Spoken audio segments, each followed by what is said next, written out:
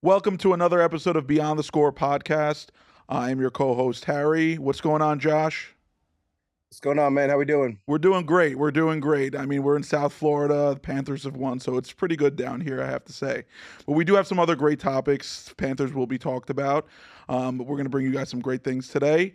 Let's get right into it. We got some good football stuff to talk about. Josh, what do you think about what's happening in the football world?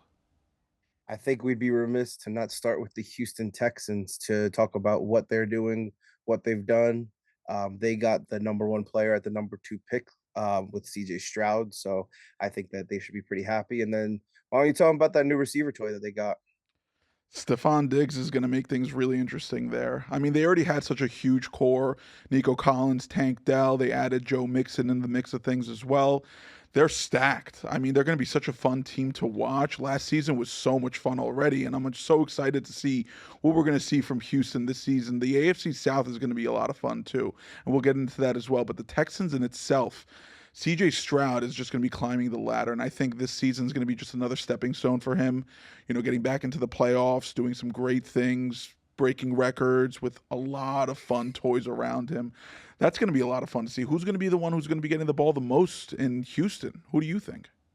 Yeah, I mean, it's going to be a lot of fun. I see what you did there, putting Mixon in the mix. We got to shout out that defense too. D'Amico Ryan special in that, and they got Stingley, they got Will Anderson. You know that they're bringing the heat every time. But I think they'll give Diggs the ball. I don't think that you trade for a guy like that to not feed him. And I think especially when you don't know if it's actually true or not when you hear people talk about him having issues with him not being targeted at certain points. So I think that he will focus on you.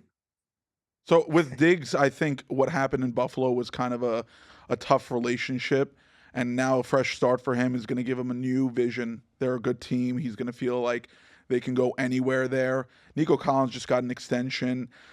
The question is probably going to be who's the receiver that's going to get the least amount of looks.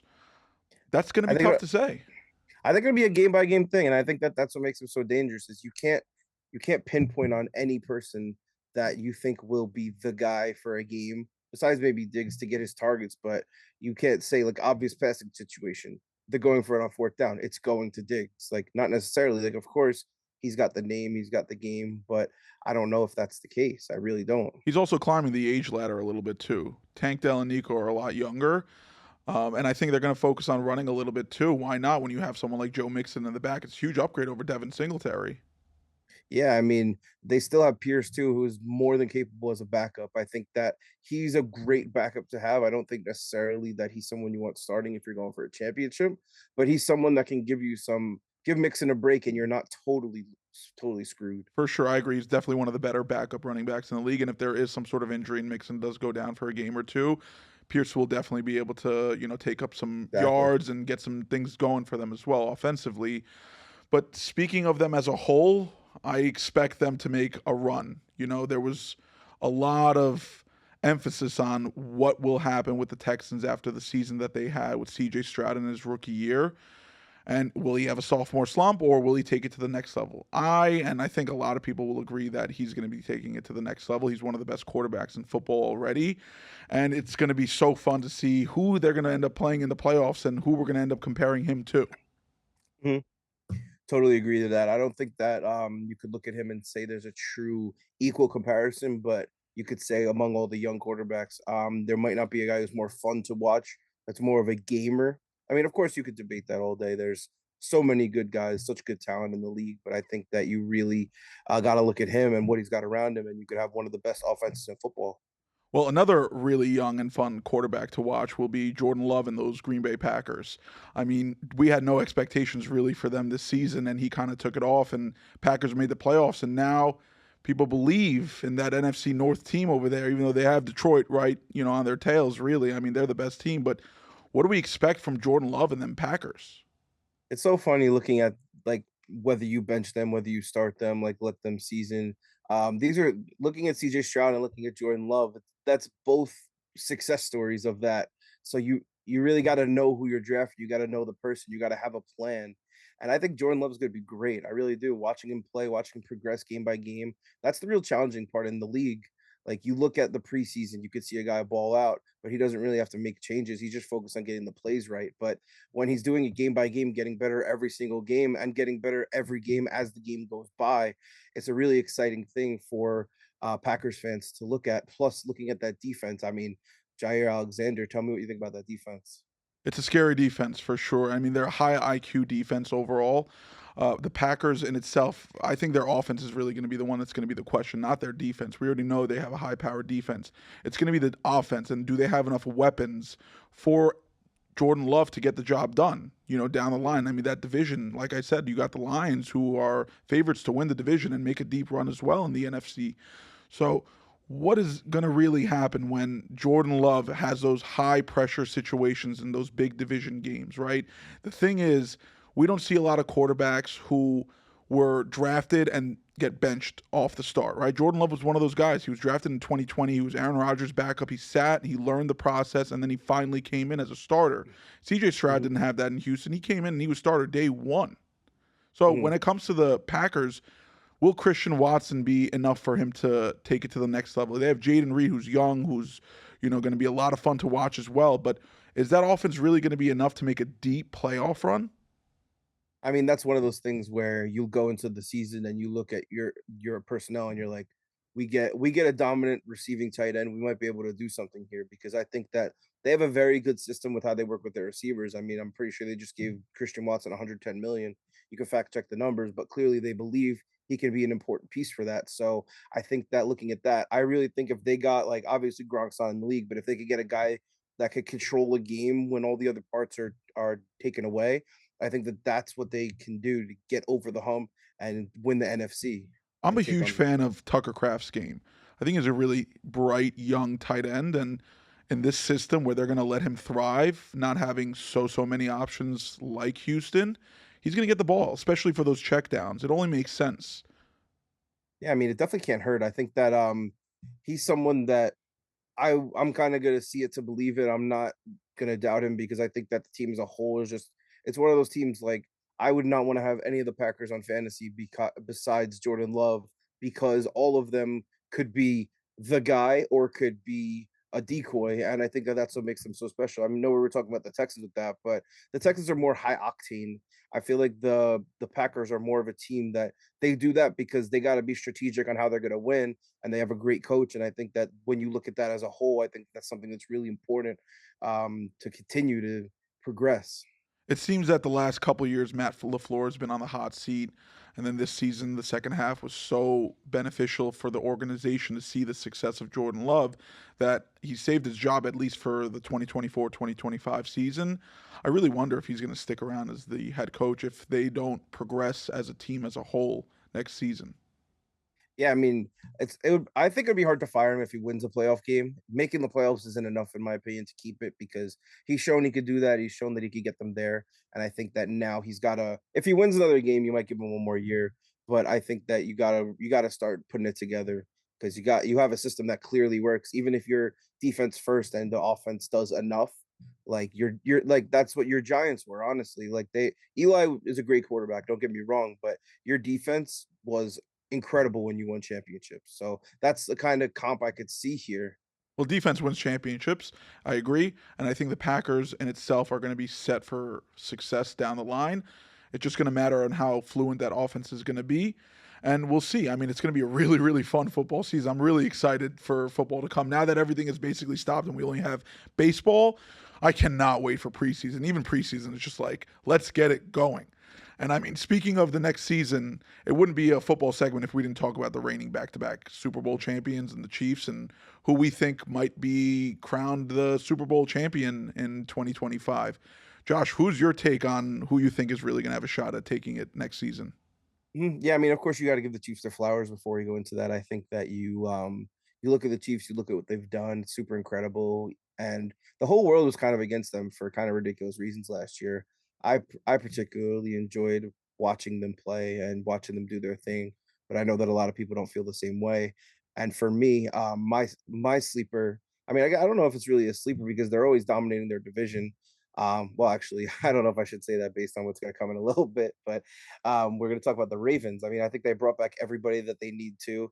I think that their defensive guy Mabuki. Apologize if I mispronounced that. I want to get it right, but the point is that he's a great player. He got franchise tagged for a reason. He got signed 5 days later. And Ben, can you pull up that beautiful picture of their new offseason toy, Mr. Derrick Henry? There it is. There he is. Yeah, There it is. that's gonna be a tough team to beat in that NFC North, AFC North, excuse me, the AFC North over there. Ooh, what an addition, Josh. What do you have to say Yeah. about this guy and wearing that purple? I'm not a Ravens fan, but that's going to be an AFC team for me that I'm going to follow. I mean, I think Harbaugh will learn from his mistake from that Chiefs game. I mean, he kind of coached to what the Chiefs were giving him instead of just you have Lamar Jackson, the most dynamic in terms of being all around skilled. I'm not saying he's the best quarterback in football, but he's the most dynamic quarterback in football. And now you bring in Derrick Henry, uh, rushing champion multiple times, just an absolute bruiser. You spend the whole first quarter running with Derrick Henry. Those guys will be so tired they won't be able to catch Lamar. You might not even need to pass the entire game. I think that he just got to run, run, run, and you need to not give in. The Ravens with Ray Lewis with Ed Reed were swagger, where I'm gonna punch you in the face and you're gonna deal with it. And now I think they need to do that with Derrick Henry, and then Lamar Jackson will just twinkle in between all the tired defenders, and he could throw the ball. It's not like he can't. I mean, it seems like they were so close last season in the playoffs against the Chiefs. They were right there, and Derrick Henry seems like more than enough for just a small little mistake to make your team better than the team that you played in the playoffs last season. Yeah. Harbaugh is a great head coach. He's won a Super Bowl. I mean, there's no doubt in my mind that the Ravens are going to be an incredible team and fun to watch because Lamar does Lamar things, and sometimes we can't understand what he's doing, but it's Mhm. so special what he does when he's the quarterback of that team. But Totally. that AFC North is kind of stacked, I will have to say. I mean, there is another really good team there that has bolstered their offensive line, my Cincinnati Bengals. I mean, they're not my Cincinnati Bengals, but they're my take for a team that's so to speak a sleeper, right? Joe Burrow wasn't healthy last season, and now that he's healthy, it's going to be quite interesting. This AFC North between the Ravens. I mean, you have four really good teams there, right? The Steelers can always Mhm. surprise somebody. The Browns have an incredible defense, and we'll see how they end up playing. But really, the rivalry between now and in the present day is between Baltimore and the Cincinnati Bengals. Joe Burrow, in my opinion, is the best option to potentially decrown Kansas City and Patrick Mahomes from winning another Super Bowl, making it a three-peat. I know that Derrick Henry is there in Baltimore, but that Cincinnati offensive line has been built up, and they drafted someone really great, in my opinion. He's the best offensive tackle that was in this draft, Amarius Mims. Actually, Ben, I think we have a clip of him as well. Amarius Mims, the tackle out of Georgia, he was dominant. I was hoping the Giants kind of traded back for him, and they took a tackle, and it would be him. But Cincinnati, they bolstered that whole offensive line. Uh, There he is. there he is. I mean, he's going to be so great, and it might take a little bit of time, but like I said, the whole offensive line was bolstered. So Joe Burrow now has the time in that pocket to get the job done. Yes, no Joe Mixon anymore, but they complemented that. They have Chase Brown, who they drafted last season, who they have high hopes for. They add Zach Moss, who was showing out with the Colts last season, but when Jonathan Taylor came back, his opportunities decreased. So they have a really good team there. We're not even talking about their threats, on the slots with Jamar Chase and Tyler Boyd and T. Higgins over there. But I really believe that the Bengals are going to be the team that's going to represent the AFC in a battle against Patrick Mahomes to represent the AFC into the Super Bowl. Mhm. I think that when you look at the Chiefs, you have to look at, of course, Joe Shiesty. There's no question that he's him. Like when he's on the field, there's it's another guy that it's arguably the best quarterback in the league. But when you look at replacing Joe Mixon with Zach Moss and Chase Brown, I feel like I don't know. I feel like Zach Moss kind of just bounces from whatever team needs a running back. It's kind of nice for him to have a chance to potentially take that top role. Let Chase Brown. I don't know. I honestly don't know his game, so I'm not going to speak on if he'd be a passing down back or not. But I think that either way, that could be a good duo. I That's definitely probably know how that the they'll end up numbers look using him. there. That'll probably be end up how they're using him. I mean, they're going to platoon them, and then you'll see Chase Brown mostly on the third downs. But at the same time, it's going to be a lot of mix and match between personnel, who they're playing, what makes more sense, what's kind of going. And that's Mhm. why, obviously in Baltimore, you have that one guy. Behind him, you have some, young guys like Mitchell, who's going to be there just in case something does happen. Derrick Henry is injury prone, and that's going to be the biggest flaw, I Mhm. think, is Yeah, walking on eggshells with him, right? Is he going to be able to stay healthy? Because that was the biggest issue when he was in Tennessee, was not being able to be there in the biggest scenarios needed the yeah. last couple of Mhm. seasons, right? Very In true. Cincinnati, this is going to be something that is going to be important for them as well, right? They went from Joe Mixon, that one guy, now they have platoon with Moss and Brown. But if you What's had to kinda pick, really though, if you had to pick between these two teams, I know that you already picked the Ravens, but when you look at the up and down roster, and we're just specifically looking at the offense here, yeah. who do you think has the better offense?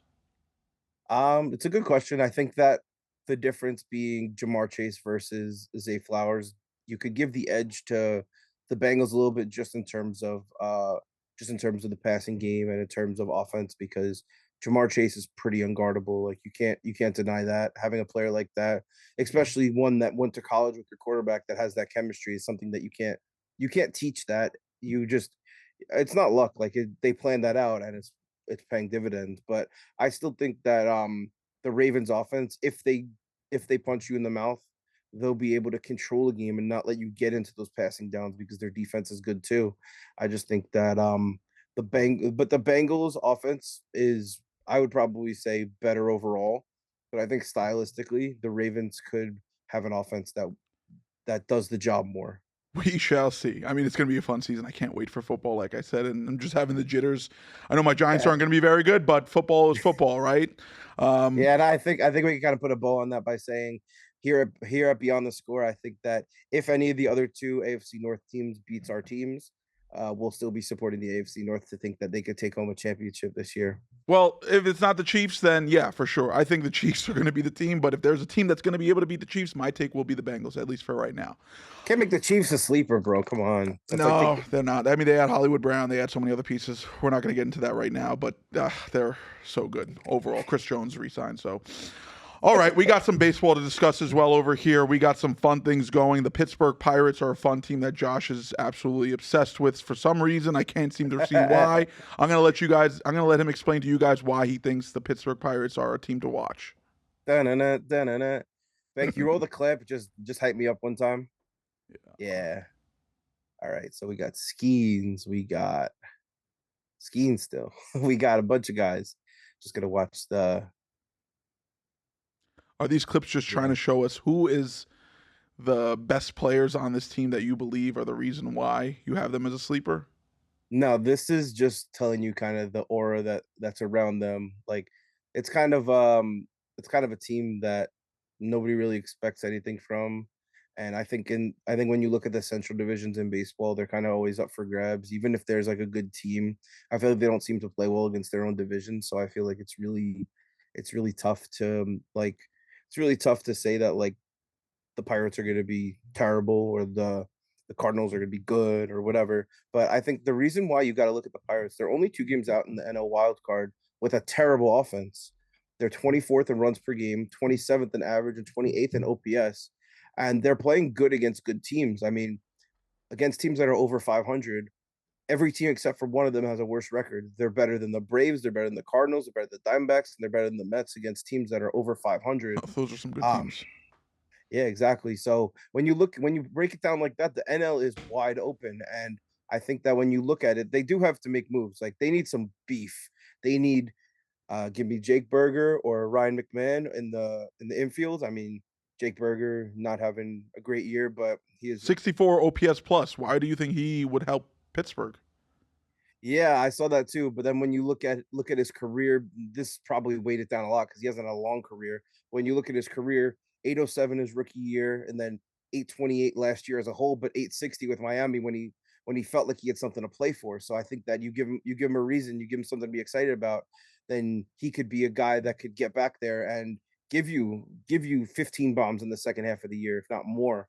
And I think you got to get him now because I think that while teams like to wait till the last possible second. I like what the Padres did with Arise and getting him. Like, get your guy, don't wait, because it's going to be wide open. It's going to be down the stretch, and every game matters. But if they want to be a little saucier, they could get a guy like Luis Robert Jr. Obviously, we know about him. Harry, what do you think of him? Luis Robert Jr.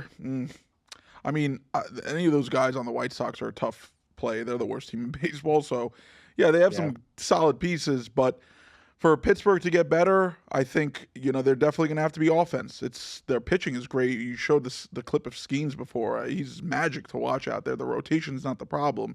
It's the offense. Who are you going to pair with O'Neill Cruz and Brian Reynolds to keep this lineup turning over? Right. That's the point of yeah, baseball. And the offense is, yeah, you could have a couple of guys, but you have 9 guys on offense, right? So if you have 2 guys who walk and then 3 guys who get out, ground out, strike out, well, you didn't move mhm, anything and you didn't score runs. That's the biggest yeah, problem that Pittsburgh is having right now. Their rotation is great. They definitely can make some moves that'll climb up the ladder. I mean, like you said, they're only a couple of games back in that division. The division's open. The Central is mhm, clearly for the taking, and if it's not that, they can get in there through the wild card. I mean, I don't think anyone's going to pass the Brewers in that division just yeah, for right now based on the way that they're playing. But the wild card, you have 3 teams, and they're only a couple of games behind in the wild card, and it's wide open for them. But a team yeah. that's But not a couple of games behind in the wild card is the Texas Rangers. The team that won the World Series last season is struggling in the AL West. They are really something else. And this is something that baseball does, right? You could win a World Series and then you could be one of the worst teams in baseball the next season. And just going based on their production, yes, they have a lot of guys in their rotation that are out. Scherzer hasn't seen the field this season. DeGrom hasn't seen it. Tyler Mayhew hasn't seen the field this season as well. And their rotation has taken a huge slap in the face. Although they're playing pretty well pitching wise, the offense has been the real struggle in Texas. I mean, their stars are not producing. Corey Seager is playing average baseball. Marcus Semien is playing average baseball. These guys are high paid players. The Rangers need them to produce. I mean, for them to consider making a move to get up in the AL West and compete against the Mariners, they need to see production from those guys before they say, let's go and trade for another guy, another bat that's going to help level out this offense. Because the pitching, they're not worried about it. Their rotation is solid currently without those guys. And when they do get back, and Scherzer's right around the corner to getting back, as long as they're healthy and they're able to pitch to their former selves, the Rangers could make a second half run. I just don't see it the way that they're playing right now. What are your takes? yeah, I mean, they honestly remind me of the Yankees last year. You look at their last game, they put 5 up on Dallas Keuchel in the first 3 innings, and it was 5-5, and then they didn't score again. It's kind of crazy, actually, the first 4 innings, excuse me.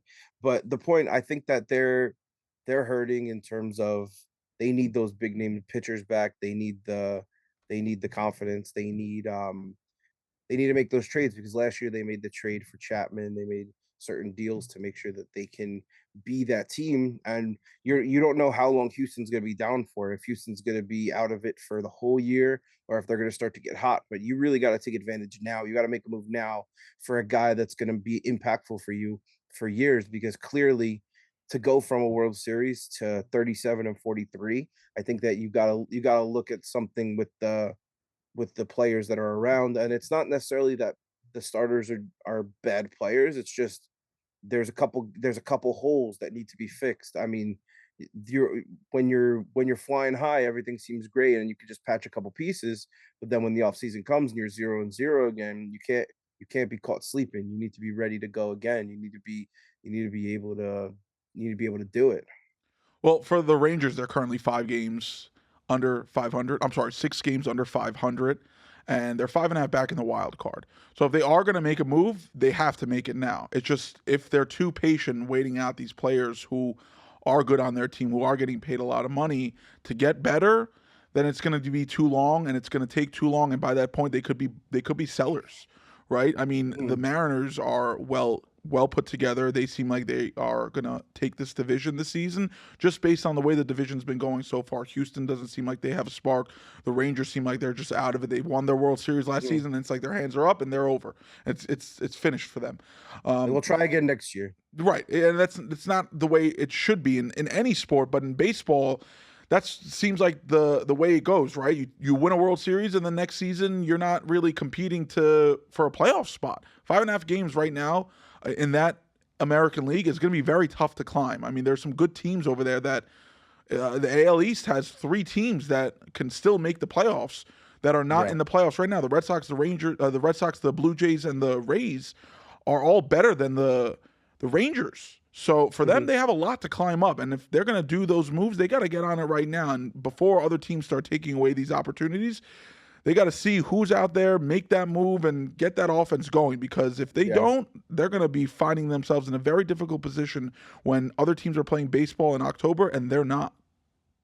Totally agree. I think they need to smell the blood in the water if they have the dog in them this year. If they're gonna wave the white flag, I feel that's kind of a bad move because I mean, if you're trying till the end and it's not your year, fine. But like you when it's this point of the year, like the numbers aren't great. I think that everyone would have liked to have seen them get off to a better start, be celebratory with themselves. But I think that a lot of moves that they've made in terms of trades, in terms of signings, just a lot of the guys haven't been able to stay healthy, and for whatever reason that is, they need to really do their homework and be sure that they're able to get guys like one thing that I was excited about the Yankees getting Soto. I don't mean to bring the Yankees up again, but it's just a good barometer for me that Soto played the last 2 years straight without missing a game. Fine, he missed a weekend this year, whatever. I'm not upset about that, but that's an underappreciated skill that teams need to look at. For sure. Health is really important. And if you can't stay on the field, then what good are you really, right? Until next season. And that kind of happened Yeah, early on for the Rangers. Josh Young went down like 7 games in. And he was supposed to be yeah, their star third baseman. That was the time for the Rangers to say, we just lost our corner infielder right here. We need to go make a move to replace that mhm, production. And they didn't. They exactly. sat there. They said, we have great players and we'll just hope and see. And Wyatt Langford will turn up and be our star young player. And it hasn't happened yet. So they have a Yeah. lot to do. And if they really want to get back to glory, at this point, it's easy to say they went from World Series to bust. And that's where they are right now. Unless they turn it up, that's where they're going to end up at the end of the season, in my opinion. Yeah, they're definitely like as of today, they're a pretender for me in terms of Pirates are a contender for me, and I look at the Rangers as a pretender. But that could change in a week. Like you need a couple bodies, you need a couple trades, and I think that also Adolis Garcia really needs to get going. I agree. He's not He was so he- big for them last season. Now he's nowhere to be found either. But exactly. speaking of the pretenders, one of my contenders for this season that I think is going to be able to make some noise in the second half is the Cincinnati Reds, and they're in the same division as your Pittsburgh Pirates over there. Mhm. Have a worse offense than the Pirates do. They're the worst offense in the National League right now, but they have those young guys who, in my opinion, if they can put it together, they're going to be really tough to beat. I mean, you have Ellie De La Mhm. Cruz, Spencer Steer, and Jonathan India, who are just currently not playing to the level that they need to. I mean, Ellie's playing okay. He's got an OPS over 800. The other two guys are struggling a bit, but here's this amazing clip. I mean, Ellie De La Cruz might be the best player in that division. And for the Reds to sit How back and crazy. say this is, we're still in that period of just not being a contender, I disagree. I see that division being wide open. Their pitching is good. They need to focus on getting those offensive guys back into mix of things, right? The Cincinnati Reds, Mhm. even though they are last in the division, they're only a couple of games, they're 4 games back in the wild card. So it's not like it's the end of the world for them, right? The division's wide open too. They could make some good runs, and this season could turn around for them and make a Yeah. run for a wild card spot. Because I think a lot of people prior to the season starting saw them as a team that could be a wild card team. And I don't Mhm. see any reason why at this point. I understand their offense is slacking right now. I don't see a real reason why if they don't make the right moves that they can't get back into a playoff spot. Yeah, I mean, you look at their numbers, like their guys play games, but the thing is they might some guys might need a couple days off just in terms of the way like they're hitting 228 as a team. So I mean, they got to make some moves, they got to figure it out. It's kind of they took the league by storm last year. Now everyone figured it out. Are they going to adjust or are they going to go back to mediocrity? That's the choice they have to make. But I agree with you. When I say the National League is wide open, there's probably only two teams that are out of it. I agree. I mean, it's wide open, and not only is it wide open, but when you have a good pitching staff, you're set, right? They have the fifth best pitching staff in the National League. So the pitching is not the problem in Cincinnati. They need, in Yeah. my opinion, a veteran bat, not just any bat. Mhm. Someone that I think would be a great fit. JD Martinez. He would fit right in Mhm. there as a DH, get some great at bats going, get the lineup rolling around. And the Mets, if they have a right offer put in front of them, I don't think they're going to sit there and say, oh, no, we're contenders. We're going to keep JD Martinez. If they have the right offer put in front of them, they can definitely take JD Martinez away from the Mets. And that right in Yeah, itself will give you that veteran bat. Not only is he a veteran bat, but he's a productive bat. And I think if he bats right behind Ellie, oof, they're not going to be able to do much over there. yeah, Those pitchers that are going to be playing against the Reds, they're going to be struggling. They're going to see that big bat behind Ellie, and they're going to have to pitch to him, and they're going to have to pitch to JD, and they're going to have to pitch to the rest of the lineup. And I think that presence in Sloan is going to bring a lot of positivity to the rest of that lineup, like Spencer Steer, like Jonathan India, because these guys are young and they're talented. And I truly believe deep down in the bottom of my heart, and I'm serious, the Cincinnati Reds are going to be a team that's going to make the playoffs this season. I see it happening. Third wild card team, it could very well happen. I believe it. And if they make the right moves, why not? thank you. Clip that for me and play it for me October 1st, please. I think that one guy that they could get that could really make a difference is Isaac Paredes. I mean, you look at what you said about JD Martinez, and yeah, he's a veteran, which he's definitely a great player, but the way that team's playing, you're not so sure that they're gonna give anything up. Like he might be just someone for this year, just let it ride. But Paredes is someone that has 3 years of control, and he's OPS is 821. It was 840 last year. The power's there. We saw him hit a couple doubles when I was in Miami with you. I think that I want to know what you think about that addition to the team. Well, he plays a lot of positions on the defense too. Isaac Paredes and the Rays, we know well that the Rays, if they have the right offer in front of them, they'll move anybody. That's their game, right? Turning over these players. I mean, yes, he has 3 years of team control, which will cost a lot of money or a lot of players in return for Cincinnati to get him. But if they do, I think talent wise, he's just there. He's can get the job done. I mean, he's not a veteran, Mhm. but he will definitely give you some really great at bats in Cincinnati. It's just a matter of seeing if the offer is right for the Rays to consider Yeah. that. Now, it's just a name that we're putting out there that we believe. This is not something that's in the reports that, Isaac Yeah. Paredes is potentially, heading to Cincinnati or anything like that. We just believe that these two guys, for instance, Paredes and JD Martinez, would be great options in Cincinnati. Yeah. And I see that happening. I think why not get both of them? If they got both of them, they won't be a third wild card team. They could climb up that ladder and potentially win that division with two moves like that. It's They have to do it right now. right. They have to do it right now. It would be tough to make those two types of moves happening. The Reds would have to give up a lot of prospects for that to happen. So we'll see. I Mhm. mean, it's going to be a really, really fun second half of baseball. I'm excited. I'm buckling in. I'm watching a lot of Yankee baseball, but I'm also watching a lot of other baseball as well, seeing what's Yeah. happening with these other teams and these contenders and these, so to speak, pretenders. But Mhm. we're going to have a lot of fun covering a lot of baseball in the second half of Yeah. this season. Yeah, and I think also one thing about Paredes is the Rays have Xavier Isaac in the window, whatever that phrase is, waiting to come play.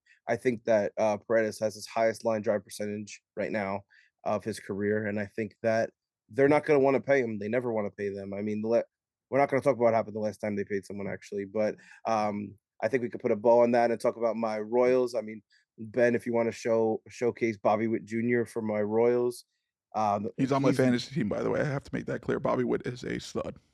yeah. I mean, last podcast we were talking about Aaron Judge, Gunnar Henderson being in the high five, Judge being in the high fives, Gunnar being five in WAR.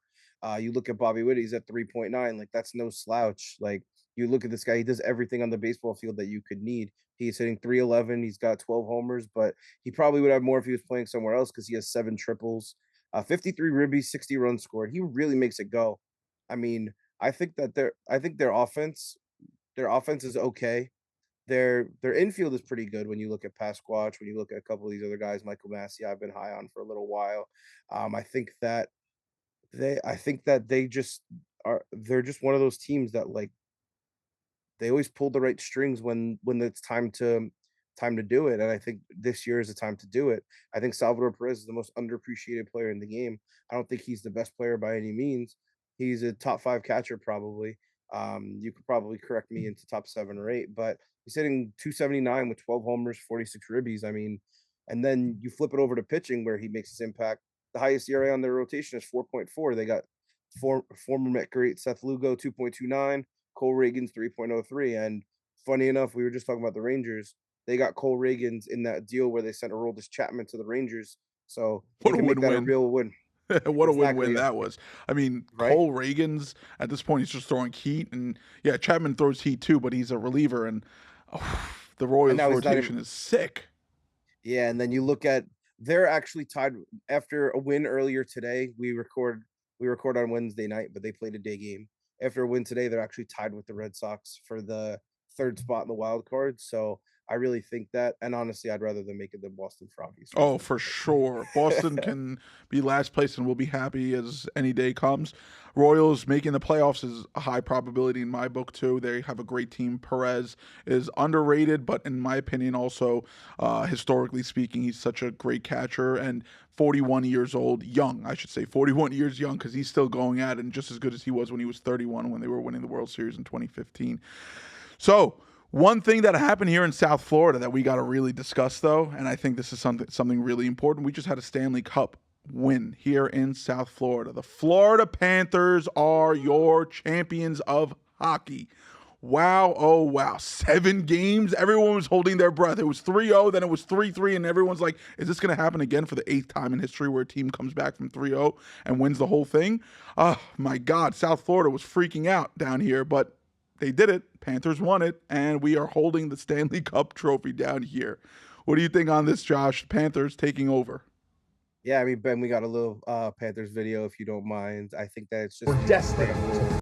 incredible story that game 7 was pretty much what playoff hockey is for people who are new to the game. I mean, you want it to be grit and grind, you want it to have tension, you want it to have drama. You want to see goals, but like at the same time, you want to see great performance from everyone. I honestly think that I expected a couple more goals, like maybe 3-2, whoever won. But I wasn't upset with how either team played. I think both teams came out and played a great game 7. I think that based on seeing game 7, both teams belonged in game 7. That I don't think that any team deserved to be like 4-2, 4-1, whatever. And I think that also I like Edmonton. I think that they're a good squad. I think that Connor McDavid not coming out for that he won the MVP even though they didn't even win the cup. I think that's impressive, but it's kind of debatable because you could argue that like in the games they won, like he didn't really do so much. Like he was kind of you don't know if he was getting his points in chasing or if he was the only one on the ice doing certain things. But you look at it and you just see a team, a well-oiled machine. Shout out to Evan Rodriguez for being the first player named Evan to win the cup. How are your thoughts? That's funny stat. I didn't even know that actually. But going back to Connor McDavid, I mean, his presence, even when he's not doing something on the ice, he's still having production out there because he's a threat. And so the defense has to keep an eye on him. And that gives you an opportunity to have like Draisaitl do a lot of magical things for the Oilers, right? I don't think there's any conversation needed to be had. The Oilers deserve to be there. And I think next season they're going to compete again. They probably have a better chance than the Panthers to get back into the Cup. Panthers have a lot of things that they need to address. Sam Reinhart is a free agent this season. He was their leading goal scorer and point scorer in the regular season, not in the playoffs. That was Barkov, but he's a free agent now. And what's going to happen? I mean, he's likely to re-sign. Realistically, they need him to re-sign. But is he better than Barkov? What do you think? I think today he's better than Barkov. I don't think you could say that his legacy is better because I mean they won their cup together. Like I think that their careers I mean, you look at Reinhardt, what he did this year, scoring 57 goals, like it's insane. Like you 94 points, dude. I mean, we couldn't have imagined something like this when in Florida you have so much talent. Last season, they were a team that just got dude, into the playoffs and then somehow made it to the cup. And then this season, they were just one of the best teams on both yeah. ends of the ice. And, they have arguably the best goalie in hockey as well. That definitely helps. But, when you have guys like Reinhardt and Barkov who take a lot of pressure off the rest of the people on the ice, you have a really good chance on winning a lot of games. I think that's going to be the number one thing the Panthers are going to focus on this offseason is bringing back their star player, and for good reasons. I mean, they need him out there, or if they want to get Yeah. back into the finals next season. Yeah, I mean, you see, I think that they can be outbid for him because they only have $20 million in cap space and they have a bunch of spots to fill. So while he's kind of a luxury, like they got their cup out of his contract, they could look at that as a win and try and get another contract like that and bring a guy in at that point in their career and try and do it again. And I think that another team could overpay and say, oh, like his emergence was the missing piece from when they lost to win. Like, I mean, you could see he got better as the year, as like from, I guess it was year 2 to year 3, the deal, but either way, from this year to last year. And so I think that actually he might end up going somewhere else. For me, I think Nashville's a great fit for him because they have a lot of money. They really lack like a true number one goal scorer. I mean, Ryan O'Reilly's cool, Forsberg's cool, but if they could move down on the pole of needing to score goals, I think that that's something that would be really good for them. And then you look at a team like Anaheim, who's just they got a lot of young talent. They don't really have the veteran to kind of for everyone to lean on. I don't necessarily know if he'd want to do that at this point in his career because he might, I mean, maybe he liked the Mighty Ducks movies growing up, but I think that he might look more towards Nashville or even going home to Vancouver. They would need to make some things work with trades and stuff to free up some cap, but I see them as a sleeper to get him up. But for me, I think that Nashville's a good fit.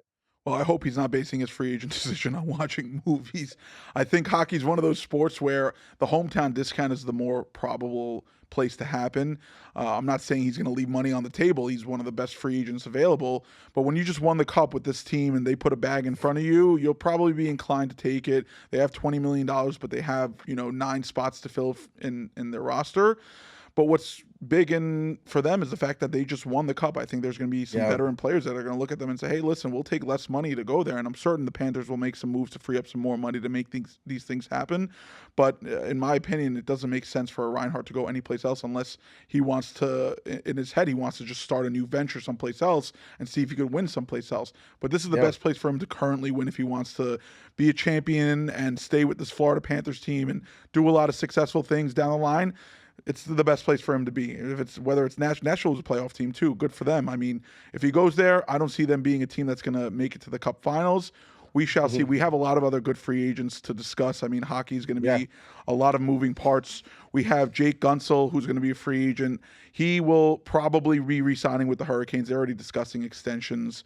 But what do you think? I mean, the Rangers have shown some interest, but at that price that he's going to be asking for, do you really think the Rangers or another team could take him away from the Hurricanes? Yeah, that's all good. I think that I'm with you that I think he's gonna come back. I don't think you trade for a guy like that with the intent of it just being for 1 year when you know he's a free agent and you know what your team looks like, where you have that capability to give him an offer. And also that he helped them beat that Rangers team. So you can't say, all right, we beat you in the playoffs. Now you can have a player who showed out that helped us do that. That's a bad look, in my opinion. I think that they need to make sure that they keep him, but I mean, you could look at Nashville again if they don't get Reinhardt. I don't think he's gonna go anywhere else, but Nashville, maybe Chicago. I don't know. I think that if he's not in Carolina, I think the Rangers, I don't know if they're in a spot to overpay. Like they have some cap to do it, but I don't know if they're in a spot to overpay for him. But I think that Nashville, Chicago would be teams to look at as opposed to the Rangers just because they can be outbid. And for him at this point in his career, I think that he's going to take the highest dollar Juan Soto style. Well, the Rangers are definitely desperate to make some additions after they just fell through to the Panthers in the conference finals. That fan base is smelling a championship. They need it, and if they don't get it, I don't know what's going to happen to New York City. They're going to start freaking out over there. But one other free agent that is going to be talked about a lot is Ilya Samsonov, the goalie. He's probably the most likely candidate to leave his team in free agency based on the comments that he's been saying lately.